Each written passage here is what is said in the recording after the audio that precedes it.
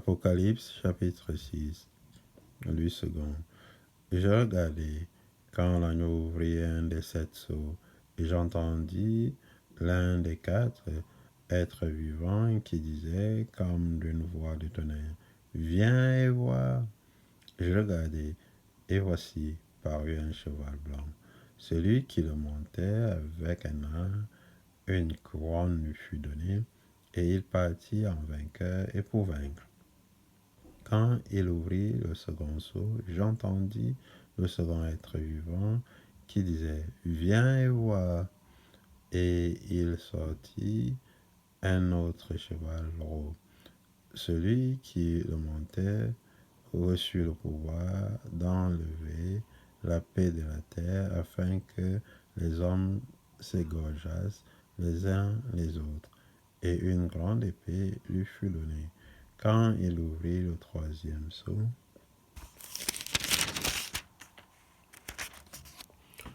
j'entendis le troisième être vivant qui disait, viens et vois.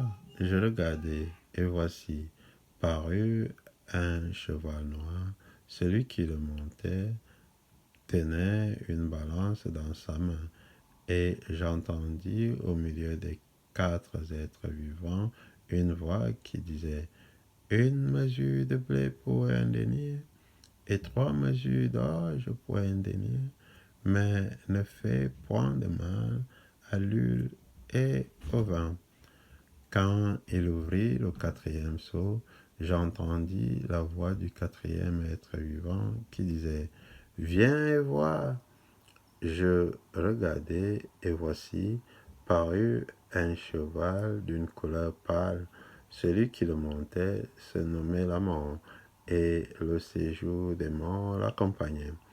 Le pouvoir leur fut donné sur le quart de la terre pour faire périr les hommes par l'épée, par la famine, par la mortalité et par les bêtes sauvages de la terre. Quand il ouvrit le 5e sceau, je vis sous l'autel les âmes de ceux qui avaient été immolés à cause de la parole de l'Éternel Yahweh et à cause du témoignage qu'ils avaient rendu. Ils criaient d'une voix forte en disant, jusqu'à quand, souverain saint et véritable, tardes-tu à juger et à tirer vengeance de notre sang sur les habitants de la terre? Une robe blanche fut donnée à chacun d'eux, et il leur fut dit de se tenir en repos quelque temps encore, jusqu'à ce que fût complet le nombre de leurs compagnons de service et de leurs frères qui devaient être mis à mort comme eux.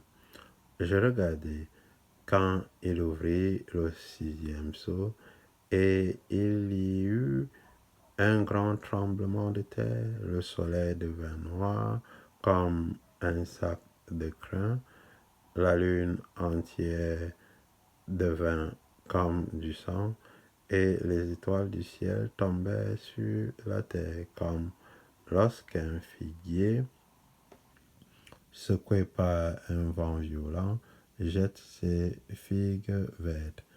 Le ciel se retira comme un livre qu'on roule, et toutes les montagnes et les îles furent remuées de leur place.